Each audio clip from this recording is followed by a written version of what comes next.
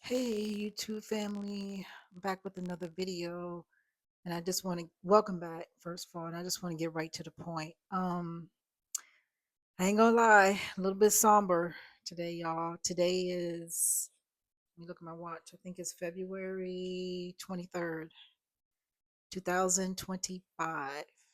I just want to give you the news just hot off the press. This is about to get real. The shit's about to hit the fan, y'all, real quick. And I know I've been on here talking about the rifts and the current administration and layoffs and all that.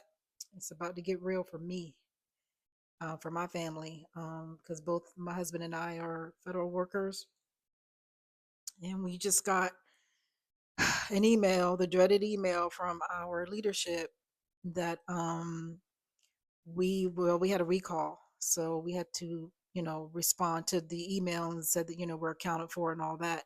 But basically they're telling us that we have to provide bullet statements for what we did and what we accomplished last week on our jobs. So if you all, I don't know if you all been watching the news, if you remember, they did the same thing for the people that were on probation. I don't think they had to provide it in written format, but I think they were all called into offices for different various leaderships. And they had to, it was like an interview. They had to be interviewed. Basically, they had to say what they did on their jobs. I don't know what criteria was used, or how they determined who were to go and who was to stay. But I think ultimately, I think they ended up getting rid of everybody who was on probation. I'll tell you, this is just not a good feeling, y'all. It's just not good at all. Right now I got a lump in my throat. um that that sick feeling you get in your stomach. It's just not fun. It's just not fun. So right now, as we speak, I'm writing on my bullet statements. The email that we got from our leadership says that we'll get another email, I guess, from OPM, which is going to, I guess, tell us the next steps of what we do and who we provide these statements to. And my thing is on this, at this point, I don't trust nobody. So, especially my leadership, I don't want to give my bullet statements to my leadership, and I don't know what they're going to do with it. What if they don't submit it? What if they take what I did and give it to somebody else who they like, somebody, one of their buddies that they want to keep, and they want to get rid of me? At this point, I don't trust it. I don't trust anybody. And it's bad. It's sad and it's bad. You put all your hard work, and you go to work and you do the best job that you can, and then you just can't trust anybody anymore. You can't trust the people you work with. You can't trust leadership. You can't trust the government. You can't trust the president. It's bad. It's bad. It's just really, really, really, really bad. I've just never seen anything like this. But getting back to the topic at hand, with this RIF thing, that's what they're gearing up for. They're getting ready, to get rid of folks. They're getting ready for this RIF.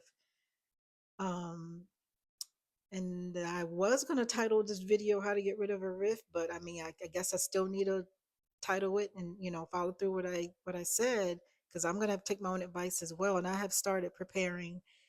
Basically, what you need to do is get a copy of your, if you're a federal worker, get a copy of your electronic OPF, which is, OPF stands for Official Personnel File. Okay. And that's all done electronic now. So I tried to do that on Friday when I was at work, but the system was just bombarded and overloaded. And there was a big queue that you had to wait in to get that accomplished. So I don't, I still think it wasn't ready by the time I left Friday, and I requested it Friday morning. So when I go in tomorrow morning, which will be Monday, I'm going to see if it's ready and just download that into a file and just send it to my personal email. So I had that.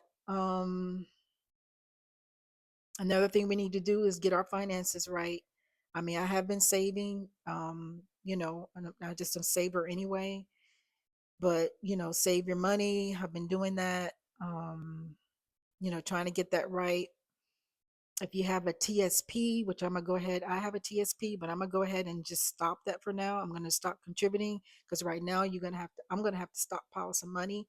And I advise, you all too, if you're a federal worker and you listen to this.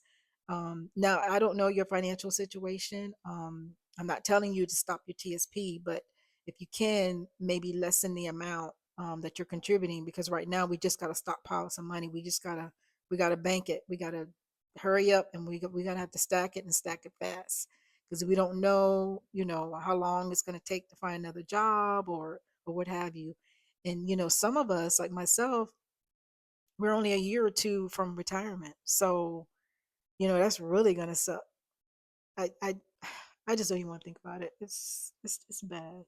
It's really really bad. Um, so get a copy of electronic OPF, save your money. Number three, try to cut back on the amount that you're putting in your TSP or other retirement accounts that you have. And I would say the fourth thing, y'all, is just don't buy anything. If if it's not necessary, don't buy it. Cut back on all these extravagances like going on vacations. And I've been talking about that all along on this channel. But don't go if you got a vacation plan, if you can, cancel it and get your money back, I would do it, because none of us are safe right now. You're going to need that money. We're going to need that money. So don't go on vacations. Um, don't spend on things you don't need. You buy your food and your utilities and things like that, and your mortgage or rent or whatever you have going on. And that's it, y'all. I mean, because who knows, like I said, how long, if it's going to take for us to find another job, or we just don't know. It's just too many unknowns. And I wish I had better news on this, but I mean, we're just in for a bumpy ride. It looks like it's just I'm just getting emotional right now. It's just I don't know. It's just not good. It's just not good. I did another video yesterday, but I don't know. I don't think I'm gonna post it yet. I think I might post this video before that one. But just to give you a sneak peek of what I was talking about in that one, about how this country, is just turning into a oligarchy, and democracy is just gone as we know it, basically. And I talked about some other things in there about the election, and how things are coming out now that it was rigged, and I don't know, it's just a bunch of stuff going on, and it's like nobody's doing anything, and they're just letting this man just and this administration just do whatever they want. And it's affecting the poor, the poor working class people. If you're not a billionaire, millionaire, you're going to be affected by this. So, and that's the majority of the country. 90% of us are working class, and 90% of us in this country, I say 97% of us in this country, rely on a job of some sort for income. Unlike, your billionaires, Jeff Bezos, Elon Musk, and Mark Zuckerberg. They are your top 1% of the US that is running this country, and they're running the show. So collectively, they have all the money in the world, basically.